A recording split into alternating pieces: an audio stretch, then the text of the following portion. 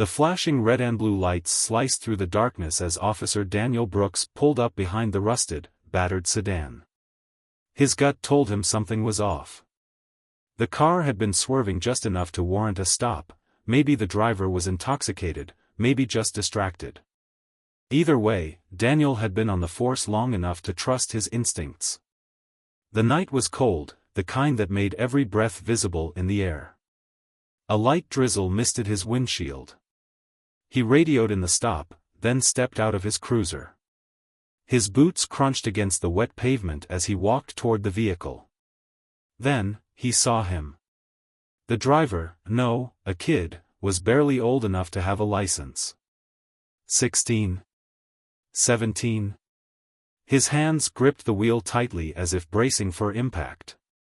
The window rolled down, and Daniel caught sight of wide, dark eyes filled with something between fear and defiance. But that's not what made Daniel's chest tighten. It was the necklace. A simple silver chain with a small, round pendant. The exact same necklace his son, Caleb, had worn every single day of his life. The same necklace that should have been buried with him. For a moment, Daniel forgot to breathe. His fingers clenched at his sides. It had been 3 years since he laid his son to rest, 3 years since Caleb's car went off that icy bridge. He'd identified the body himself. He'd stood at the grave. He'd watched the casket lowered into the ground. And yet, here was that necklace. On a stranger's neck. Daniel forced himself to speak, but his voice was hoarse. License and registration. The boy hesitated. His fingers trembled as he reached into the glove compartment. His movements were slow, careful, as if afraid of making any sudden motions. Daniel's eyes didn't leave the pendant. It wasn't just similar. It was identical. Down to the tiny scratch on the side, the same scratch Caleb had gotten when he was 10, playing baseball in the driveway. The boy handed over his license. Name, Jordan Miles. Age, 17. Daniel swallowed hard. No connection to Caleb. No reason this kid should have his son's necklace. His pulse pounded in his ears. His rational mind told him there had to be an explanation. Maybe it was just a coincidence. Maybe it was mass-produced. But deep inside, a small voice whispered, "What if it's not?" Jordan shifted uncomfortably under Daniel's stare. "Is something wrong, officer?" Daniel cleared his throat, trying to keep his voice steady. "Where'd you get that necklace?"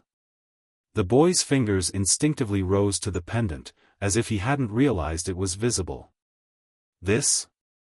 My dad gave it to me." Daniel's grip tightened around the license. "Your dad?" Jordan nodded. "Yeah. Said it belonged to someone important." Daniel felt his stomach drop. "Who?" Jordan hesitated. His lips parted slightly, but no words came out. He looked like he was trying to come up with an answer. Or trying to decide if he should tell the truth. "Just, someone close to him," Jordan finally muttered. Daniel's heart pounded against his ribs. There was no way this was a coincidence anymore. He could feel it in his bones. This necklace belonged to Caleb. Which meant someone took it. And that meant Caleb's grave had been disturbed. The thought made Daniel's blood turn ice cold. He stepped back, glancing toward the boy's car. It was old, run down, littered with fast food wrappers in the passenger seat. Nothing suspicious at first glance.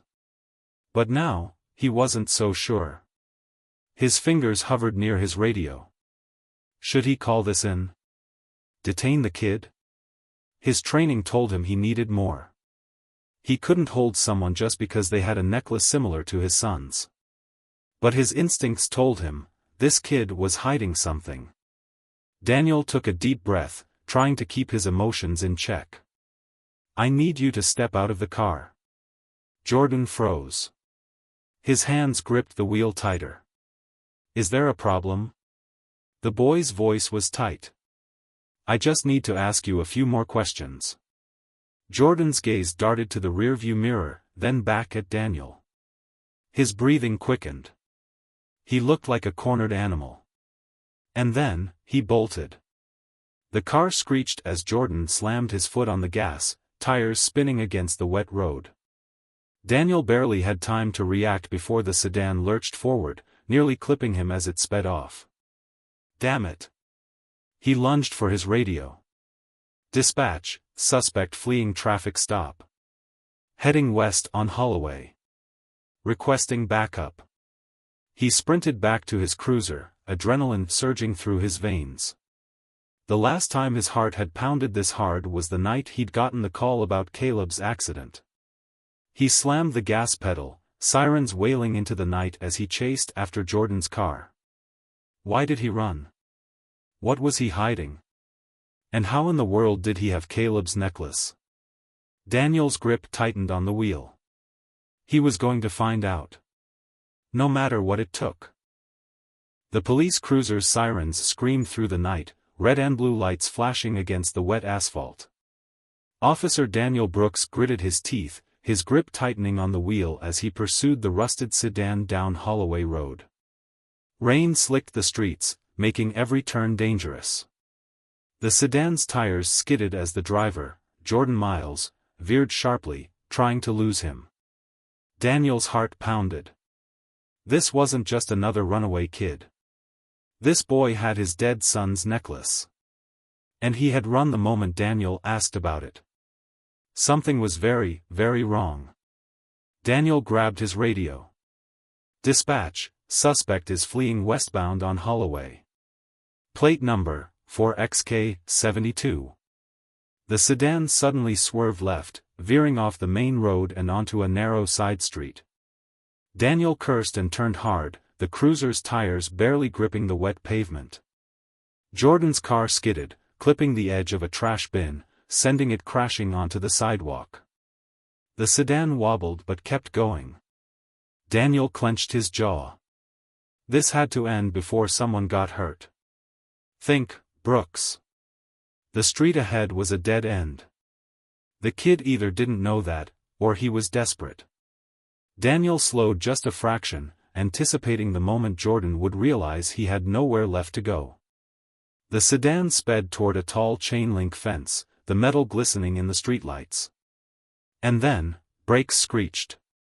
The car skidded to a stop, fishtailing slightly before coming to a halt inches from the fence.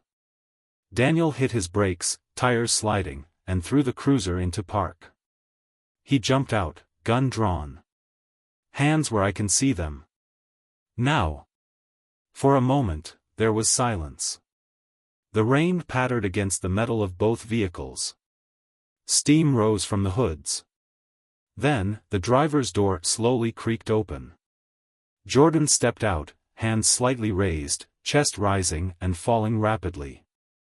His soaked hoodie clung to his frame, his dark hair plastered to his forehead. Daniel kept his stance firm. Turn around. Hands on the car. Jordan hesitated but obeyed. As Daniel holstered his weapon and approached, he noticed something. The kid was trembling. Not just from the cold.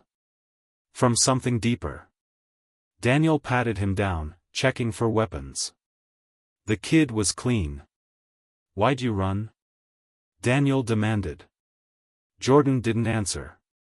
His breath was shaky. Daniel turned him around, searching his face for any sign of deception. You almost got yourself killed back there. Talk. Jordan swallowed hard. I don't know what you want me to say. Daniel took a deep breath, trying to steady his own emotions. That necklace. Where did you get it? Jordan's fingers twitched, as if he wanted to reach for it. I told you. My dad gave it to me. That's not possible, Daniel said. His voice was tight, controlled. Because that necklace belonged to my son. Jordan pressed his lips together. His shoulders tensed. And then, barely above a whisper. Yes. Daniel felt the world tilt. He had expected denials. Lies. Some excuse about it being a coincidence. But not this. Not confirmation. The cold night suddenly felt suffocating. "Get in the car," Daniel said, voice tight. "We're going to the station." Jordan hesitated. "Please, Now." Jordan exhaled sharply, then obeyed. Daniel shut the door, his mind racing as he walked back to the driver's seat. His hands trembled slightly as he gripped the wheel. This kid knows something. And Daniel was going to find out exactly what it was. The station interrogation. Inside the small, dimly lit interrogation room, Jordan sat hunched in his chair, arms crossed tightly.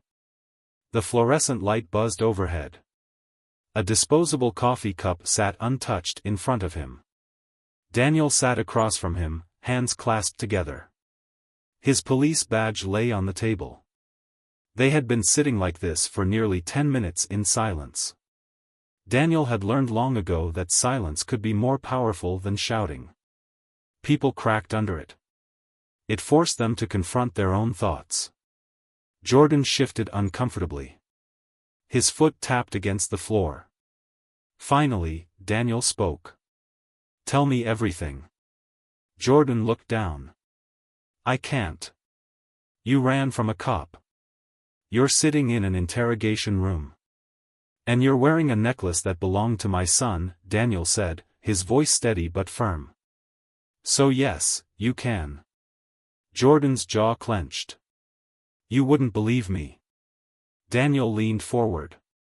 "Try me." Jordan let out a shaky breath.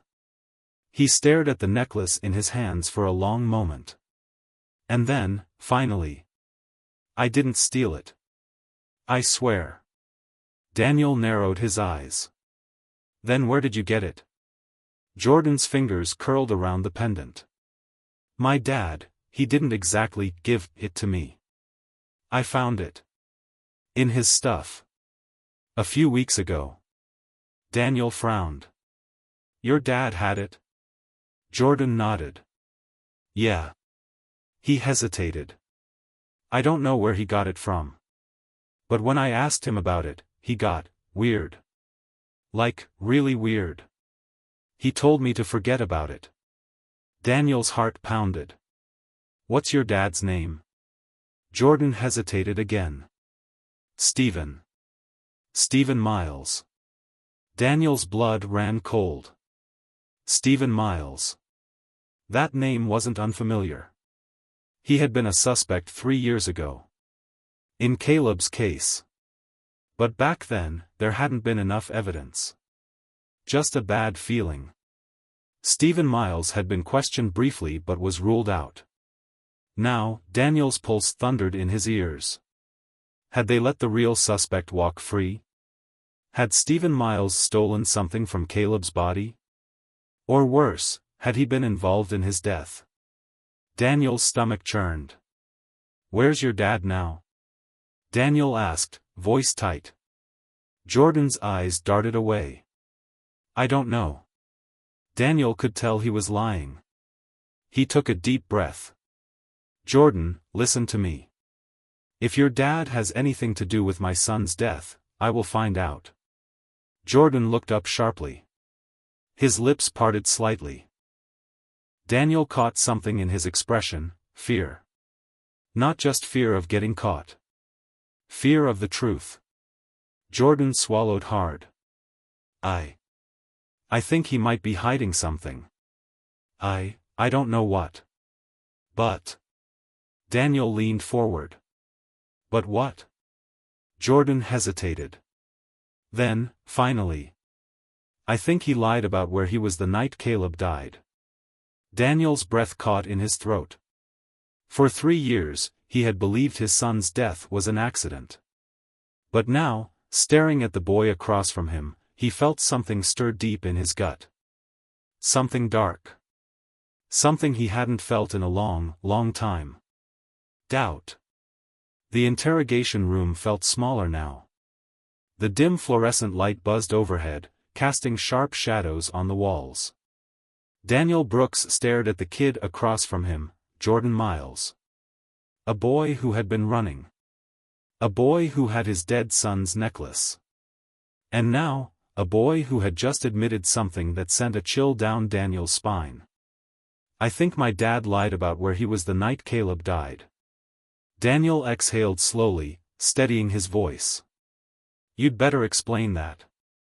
Jordan shifted in his seat, his fingers tapping against the metal table. His eyes darted to the one-way mirror, as if expecting someone else to burst in and save him. But no one would. It was just him and Daniel now. Finally, Jordan spoke. "I remember the night your son, you know." His voice was quiet. "It was late. Real late. I was in my room, playing some game on my phone, when I heard my dad come home." Daniel's jaw tightened.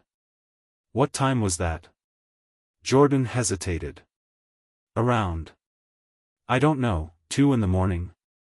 Daniel's breath hitched. 2 in the morning. The same time Caleb had died. "I remember, 'cause it woke me up," Jordan continued. "I heard the garage door. Then my dad coming inside, real quiet, like he didn't want to wake anyone. But the thing is..." He swallowed. "I wasn't supposed to be awake. He didn't know I heard him." Daniel leaned forward. "What did you hear?" Jordan hesitated again, then looked down. He was breathing weird. Like, panicked. "And I heard the sink run for a long time. Like he was washing something." Daniel's fingers curled into fists beneath the table. For 3 years, he had believed his son's death was an accident. That Caleb had been in the wrong place at the wrong time. That no one was responsible. But now? Now he wasn't so sure. "You never told anyone this?" Daniel pressed. Jordan shook his head. "I mean, what was I supposed to say? Hey, my dad came home late that night, so he must be a killer?" He let out a dry laugh. "Nobody would have believed me." Daniel clenched his jaw. "Did he ever talk about that night?" Jordan was quiet for a moment. Then, in a small voice, "No." And then, almost as an afterthought, "But he did something weird a few weeks later." Daniel stiffened. "Weird how?" Jordan shifted. "He took me on a trip. Just out of nowhere. Said we were going camping." Daniel frowned. "Camping?"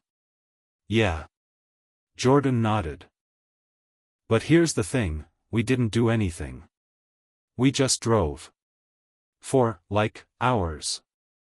And when we finally stopped, he got out of the car, walked into the woods for a bit, came back, and said we were going home." Daniel's pulse pounded in his ears. "Where?" Jordan blinked. "The woods," Daniel repeated, voice sharper now. "Where did he stop?" Jordan hesitated, then shrugged. "Somewhere off Route 16. Near the old train yard, I think." Daniel stood so fast his chair scraped against the floor. He turned on his heel and stormed out of the room. Because he knew that place. And now, he had a feeling it was hiding something. The forgotten woods. Daniel drove through the back roads, headlights cutting through the night. Route 16 was mostly abandoned, miles of empty road stretching through a dense forest. Few people came out here, and even fewer stayed. As Daniel pulled off onto a dirt path, memories of 3 years ago flooded back. The first time he had driven this route had been to search for Caleb. At the time, the woods had seemed like just another dead end. But now he wondered if the truth had been buried here all along. He killed the engine and stepped out. The air was crisp, the smell of damp earth filling his lungs. He scanned the trees, the darkness pressing in. Somewhere out here, Stephen Miles had stopped. Somewhere out here, he had done something. Daniel grabbed a flashlight from his trunk and started walking. Leaves crunched underfoot. The silence was unnerving. But then. A glint. Just ahead, half buried in the dirt, something caught the light. Daniel moved quickly, kneeling down. His fingers dug into the damp soil, pulling the object free. A knife. Daniel's breath caught. It was rusted, old. But as he turned it over, he saw something that made his stomach lurch. Dried blood. His fingers tightened around the handle. And then, a sound. A twig snapping behind him. Daniel turned sharply, his hand instinctively moving toward his gun. But no one was there. Just the trees. The darkness. The silence. For a long moment, Daniel stood there, heart pounding. Then, slowly, he looked down at the knife again. His gut told him something. Something he didn't want to admit. This case wasn't over. And it never had been. A dangerous realization. Daniel didn't sleep that night. Back at the station, the knife had been sent to forensics. It would take time to confirm whether the blood was Caleb's, but Daniel already knew what his gut was telling him. He stared at his desk, his mind racing. If Stephen Miles had been involved in Caleb's death, then why had he kept the necklace? Why hadn't he gotten rid of it? And why, after all these years, had Jordan found it? Unless Stephen had kept it for a reason.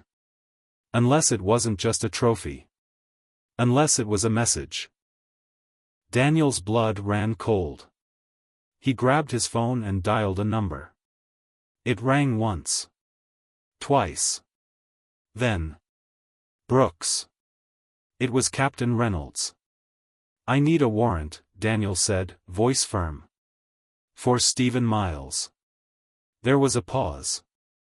Then, "You got something?" Daniel's grip tightened on the phone. "Oh yeah," he said darkly. "I got something." The morning air was thick with tension as Detective Daniel Brooks stood outside Stephen Miles' house. A dozen officers were with him, waiting for the signal. The arrest warrant was in his hands. For 3 years, he had lived with the belief that his son Caleb's death had been an accident. For 3 years, he had tried to move on. But last night changed everything. The knife buried in the woods. The dried blood. The lies. Stephen Miles had something to do with his son's death. And today, Daniel was going to prove it. He exhaled sharply. "Move in." The team surged forward. Confronting a suspect. The front door burst open as officers stormed inside. Daniel followed, his heart hammering. Stephen Miles was already in the living room, eyes wide with shock. "What the hell is this?" he demanded, stepping back. Daniel held up the warrant. "Stephen Miles, you're under arrest." "For what?" Daniel's gaze was sharp. "We'll talk at the station." The officers grabbed him, but Stephen resisted. "You think I had something to do with Caleb's death?" His voice was laced with fury. "I told you before, I wasn't even there that night." Daniel's jaw clenched. "You were." Stephen froze. "You came home late. Your son heard you. And I found something you hid in the woods off Route 16. For a fraction of a second, Stephen's expression changed. Fear. Panic. Then, he masked it. "I don't know what you're talking about."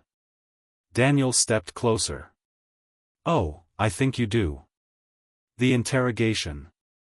Back at the station, Stephen Miles sat across from Daniel, handcuffed to the table. A single light flickered above them. Daniel threw a photo of the knife onto the table. Blood-stained. Buried in the woods. "You recognize this?" Stephen's lips pressed together. Daniel didn't wait. "That knife was buried near the train yard. Right where you took Jordan on that little, camping trip. You remember now?" Stephen exhaled slowly, but said nothing. Daniel leaned in. It has blood on it. If it matches Caleb's DNA, you're done. Silence. You have one chance to talk. Stephen's jaw tightened. Then, he smirked. Or what? Daniel's blood boiled. This man knew something. But he wasn't breaking. Not yet. A chilling discovery. While Daniel interrogated Stephen, forensics rushed the DNA results. 3 hours later. The blood matched. Daniel gripped the report, his hands shaking. The knife had Caleb's blood on it. Stephen Miles had to be involved. But was he the killer? Or was there someone else? A twist no one expected. The case should have been solved. Blood evidence. A suspect with no alibi. Lies and a hidden weapon. But something wasn't sitting right with Daniel. Stephen Miles was arrogant, sure. But when he had been arrested, he hadn't acted like a guilty man. He acted like he knew something Daniel didn't. And then, just when Daniel thought the case was moving forward, Jordan Miles disappeared. The kid goes missing. Jordan hadn't been seen since the morning. His school called his house, but no one answered. His phone went straight to voicemail. By evening, he was officially reported missing. Daniel's gut twisted. Stephen had been locked up all day. So who took Jordan? And more importantly, why? Daniel drove straight to the Miles house, hoping to find clues. What he found shook him to his core. The front door was wide open. Inside, the house was a mess, papers scattered, drawers emptied. And on the kitchen table, a note. Daniel's pulse pounded as he read it. You're looking in the wrong place. Let him go, or the boy dies next. The real killer is still out there. Daniel's mind raced. If Stephen wasn't behind this, then who was? And why would someone want to silence Jordan now? Unless Jordan knew something even he didn't realize. Daniel gritted his teeth. This wasn't over. In fact, it was just beginning. The house was eerily silent except for the sound of Daniel Brooks' pounding heart. The note in his hands trembled slightly as his mind raced. You're looking in the wrong place. Let him go, or the boy dies next. The boy, Jordan Miles, was missing. Stephen Miles was in custody, meaning he couldn't have taken him. Which meant someone else was pulling the strings. Someone who wasn't just a suspect anymore. Someone who was a killer. Daniel's jaw clenched. He had to find Jordan, fast. The clue in the chaos. Daniel moved through the house, searching for anything the intruder might have left behind. The living room had been trashed, drawers yanked out, papers flung across the floor. Whoever had taken Jordan had been looking for something. But what? He stepped into Jordan's bedroom. It was the only place untouched. The bed was neatly made. The shelves still lined with sports trophies. A few school notebooks sat stacked on the desk. Daniel's sharp eyes scanned the room. Then, something caught his attention. A photo frame. It stood on the bedside table. The background showed a familiar place, an old gas station off Route 16. Daniel frowned. He had been there before. He turned the frame over, running his fingers along the edge, then paused. Something was wedged inside. Carefully, he pried open the back. A small, folded note slid out. His heart pounded as he unfolded it. If anything happens to me, it's not my dad. Daniel's breath caught. Jordan knew. And now, he was gone. A call in the dark. Daniel rushed out of the house, dialing a number as he climbed into his car. The line rang once. Twice. Then. Brooks. It was Captain Reynolds. I need everything we have on the gas station off Route 16, Daniel said urgently. Old records, security footage, anything. A pause. Then, what the hell's going on? Jordan Miles is missing, Daniel said through gritted teeth. And I think I just found the only clue to where he is. Another pause. Then. I'll get someone on it. Daniel ended the call and slammed the car into gear. He wasn't waiting. The gas station connection. The drive to Route 16 was long, the road stretching endlessly under the dim glow of streetlights. Daniel's grip was tight on the wheel. He had a bad feeling. 20 minutes later, he pulled into the abandoned gas station. It had been shut down for years, the old Benson's fuel sign barely hanging on. Rust crept along the edges of the pumps, the windows covered in grime. Daniel stepped out of the car, scanning the area. "Where are you, Jordan?" The night was silent. Then. A noise. Daniel's head snapped toward the back of the station. A faint thump. He reached for his gun and moved cautiously toward the sound. As he rounded the corner, a figure darted out of the shadows. Fast. Small. Panicked. Jordan. His wrists were tied. A strip of duct tape hung loose from his mouth. "Detective," Jordan gasped. "He's still here." Daniel spun, gun raised. Too late. A shadow lunged from the darkness. A hard blow struck the side of his head. The world tilted. Pain exploded behind his eyes. And then. Everything went black. A killer unmasked. Daniel came to slowly. His head throbbed. His vision blurred. He was on the floor, his wrists zip-tied behind his back. Across from him, Jordan. Still tied up. Still scared. And standing over them. Captain Reynolds. Daniel's mind stalled. "What?" His voice was hoarse. "What the hell is this?" Reynolds smirked, crouching down. "You're a stubborn one, Brooks." Daniel stared. "No," he whispered. "No, this doesn't make sense." But deep down, something clicked. The missing evidence. The dead ends. The way the case never quite added up. The person who had been in charge of the investigation. Captain Reynolds. Reynolds sighed. "You were supposed to let this go." Daniel's stomach twisted. "You killed Caleb." Reynolds gave a small shrug. "Not personally. But I made sure it was covered up." Daniel's fists clenched behind him. "Why?" His voice was low, dangerous. Reynolds smirked.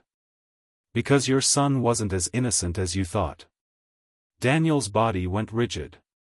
"What are you talking about?" Reynolds stood up.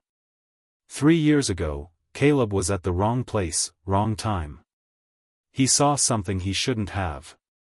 Something that could have taken down a lot of powerful people. Daniel's pulse pounded. "Like you." Reynolds smiled. "You always were a good detective." The truth about that night. Daniel's mind spun. 3 years ago, his son had been found dead. They had said it was an accident. That he had been hit by a passing car. But now, Daniel realized the truth. Caleb had been murdered. Because he had discovered something dangerous. And Reynolds had covered it up. Planted false evidence. Manipulated the case. And now, when Jordan got too close, he tried to silence him too. Daniel's teeth gritted. "You won't get away with this." Reynolds chuckled. "I already have. For 3 years." He pulled a gun from his belt. Daniel's muscles tensed. "Shame you had to come this far, Brooks. Really, it would have been easier if you just left it alone." He aimed the gun. And pulled the trigger. Click. Nothing. Reynolds frowned, pulling the trigger again. Click. Daniel smirked. You should really keep your bullets in the gun, Captain. Reynolds' eyes widened. Just as Jordan, still tied, swung his legs out and kicked him in the knee. Reynolds stumbled. Daniel lunged. One hard shoulder to the gut, Reynolds went crashing into the wall. Daniel wrestled against the zip ties, twisting hard.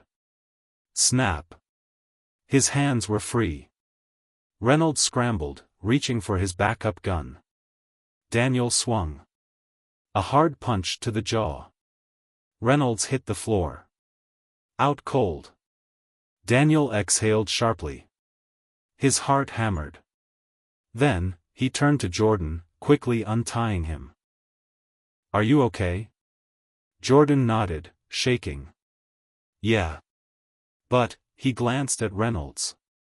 What do we do now? Daniel's eyes hardened. Now? He reached for his radio. We end this. Justice comes knocking. An hour later, the station was in chaos. Reynolds was in cuffs. The FBI had been called in. Every file, every detail of the cover-up, all exposed.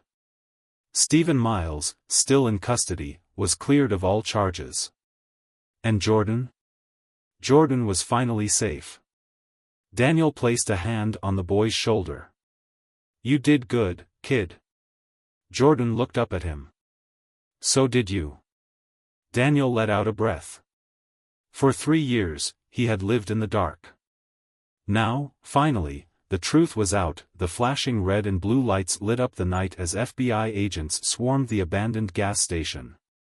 Captain Reynolds, now in handcuffs, sat on the ground with a blank expression, his years of deception, manipulation, and murderous secrets crumbling around him. Daniel Brooks stood nearby, his hands still shaking from the adrenaline. It was over. Or at least, it should have been. But Daniel knew the truth. Reynolds had help. And someone out there would do anything to keep this buried. The final piece of the puzzle. Daniel leaned down, gripping Reynolds by the collar. Start talking. Reynolds let out a hollow laugh. You really think it's that simple, Brooks? Daniel's jaw tightened. You had Caleb killed. You tried to kill Jordan. And now, you're going down for it. Reynolds met his eyes. I was just the cleanup crew. Daniel's stomach twisted. Then who was giving the orders? Reynolds smiled. I wonder if you'll live long enough to find out. Loose ends. At FBI headquarters, Daniel sat in the dimly lit interrogation room, staring at the documents scattered across the table. Stephen Miles had been fully exonerated. Jordan was now in protective custody. But Reynolds' words kept repeating in his head. I was just the cleanup crew. Daniel flipped through the case files. There had to be something missing, some connection between Caleb's murder and the people pulling the string, a dangerous pursuit. That night, Daniel drove to Calloway's estate, a massive mansion sitting on the edge of the city. He parked a few streets away, using the darkness as cover as he approached on foot. The place was too quiet. Daniel's instincts screamed at him. Then, a faint glow in the second-floor window. A shadow moved inside. Someone was there. Daniel pulled out his phone, snapped a quick picture, then moved toward the side of the house. He found an open window. Carefully, he climbed in. He had to know the truth. A deadly secret. Inside, the house was immaculate, polished wood floors, expensive furniture, walls lined with paintings. Daniel moved quickly, scanning for anything useful. He found an office door slightly ajar. Inside, a desk covered in documents. He stepped closer. Then froze. A photo lay on top. It was Caleb. Daniel's breath hitched. Beneath it, a document with his son's name. His fingers trembled as he picked it up. Caleb Brooks, primary witness. Daniel's mind reeled. Caleb had been a witness. He had seen something. And that's why he had been killed. Before Daniel could react, the door creaked. A voice behind him. "You shouldn't have come here. A race against death." Daniel spun, just in time to see a gun aimed at his head. The man holding it, Senator Calloway himself. "I should have had you taken care of 3 years ago," Calloway said, stepping forward. "But I underestimated you." Daniel's heart pounded. "You had my son murdered." Calloway smirked. "He got in the way." Daniel's fists clenched. "That kid, he saw my men making a deal," Calloway continued. "If he had talked, my career would have been over before it even started." Daniel's blood boiled. "You covered it up," he said through gritted teeth. "Framed Stephen Miles. Had Reynolds clean up your mess." Calloway gave a small shrug. "It worked, didn't it?" Daniel took a slow step forward. "You killed an innocent kid." Calloway's smirk faded. "He wasn't innocent," he said coldly. "He got involved in things he shouldn't have." Daniel's rage exploded. He lunged, grabbing the gun. A struggle. A gunshot. Daniel felt a searing pain in his arm, but he didn't stop. With a hard shove, he sent Calloway crashing into the desk. The gun slid across the floor. Daniel grabbed it. Aimed. Click. Calloway froze. "This is over," Daniel said. "You're done." Sirens wailed outside. Calloway's expression twisted in pure rage. Then he lunged. Daniel fired. A single shot. Calloway fell, alive, but bleeding. The front door burst open. FBI agents stormed in. And just like that, it was over. Justice, at last. 1 week later, Daniel stood at his son's grave. The case was over. Calloway was facing life in prison. The truth was out. But nothing could bring Caleb back. A hand touched his shoulder. Daniel turned to see Jordan. The boy's eyes were filled with something Daniel hadn't seen in a long time. Hope. "You did it," Jordan said softly. Daniel swallowed the lump in his throat.